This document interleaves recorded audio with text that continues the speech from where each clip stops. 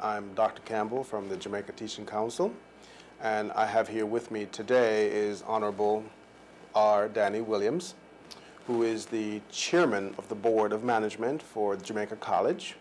I have Honorable Williams here with me today to discuss the Board of Management as part of the second installment of the Effective Principles Seminar that we'll be delivering to you all. So as a result of the Education Regulations Act of 1980, we have the Board of Management that actually oversees what goes on at the school to make sure it's efficiently run. And I have here, of course, Honorable Williams to basically give some hands-on experience of what to expect from the Board of Management. For example, Education Regulations Act 70 to 91 covers the Board of Management. And as a result, you have 70, which of course states that there was secondary public education institution owned by denomination. And then 71 is the government-owned secondary institution. But what I'm going to do right now is let Honorable Williams actually discuss the different schools or boards of management, or how would you put it, sir? Boards of management, they're called boards of management, yes. School boards, generally they're referred to commonly as school boards. Okay. Well, as you indicated a while ago, you have the institution that's owned by a denomination, and you have those that are owned by the government and the secondary schools. Then you have those that are operated by a trust. These trusts were, in most instances, originally set up in, I think, hundreds of years ago. I don't think any have been set up in recent years.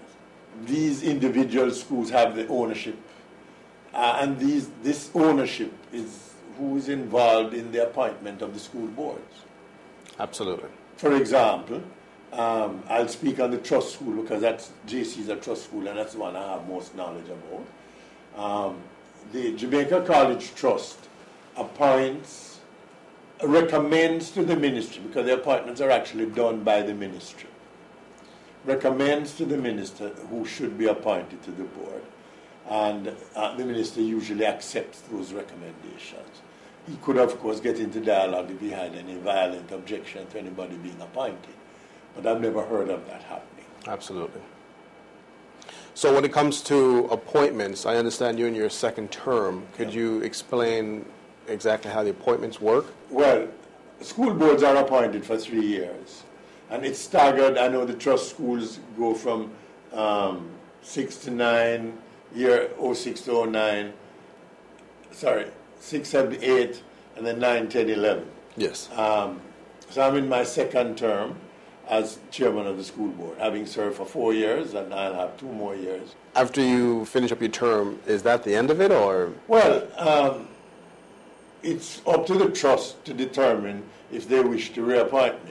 It will be up to me to determine whether or not I need to be reappointed. I'm willing to be reappointed. Frankly, I think that anybody who has served as a school board chairman for 2 terms, if he has really made an effort to be a good chairman, I think he has probably run his distance and should probably take leave at the end of that period of time. But this is just my opinion. Have you had any experiences with board chairpersons or board members basically resigning, quitting, yes. being fired? Yes. Can you tell us about that? We haven't had any need to fire anybody. If an individual on the board was not doing his job, I would not hesitate to ask him to resign. We've actually had one individual resign because he just couldn't find the time he thought he would have had to give it. And he felt guilty about that. He was himself a JC old boy, and so he asked to be relieved, and he sent in his resignation, and you put it through the system. It goes through the system, and then the minister ultimately accepts it, and then you make a recommendation. Again, the trust makes the recommendation, and that ultimately goes to the minister who accepts it and makes the final appointment, the instrument of appointment. Here's my next question, because this is for the newly appointed principals. What kind of advice can you give the newly appointed principals to help them not fall into any trap, so to speak, or any kind of In other words, what advice could you give a newly appointed principal to navigate when it comes to working with the board of management? What advice could you give to them? Well, I've actually been through the experience of appointing a new principal, because I appointed Mr. Reed. I shouldn't say I did, because I led all the interviews and made the ultimate recommendation. And again, it has to be approved and appointed by the Ministry of Education. But I carried out that whole exercise. I think the most important thing is for a chairman and a principal to develop a personal working relationship. It is no different to a person who is chairman of a public company or a business.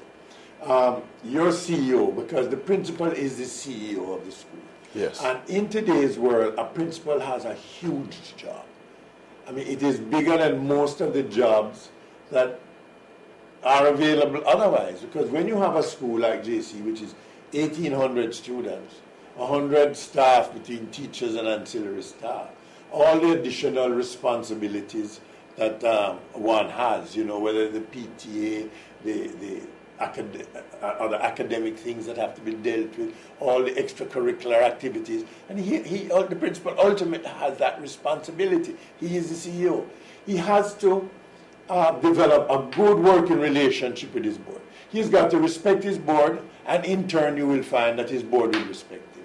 He's got to remember that the board has the ultimate responsibility to the minister. Yes. And the board has been set up to do the job of making sure the school is efficiently run. And so the board is supervising him. But this does not mean that the board is going to run the school day to day. And I keep saying over and over, I said, look, the board's responsibility is to provide the school with the facilities that it needs to try and provide the school with the tools that it needs to do the job, and to monitor what is happening, to receive its reports, and to satisfy itself that the management on the ground day to day is doing the job. Because let's face it, several board members, there are some schools that only have quarterly board meetings.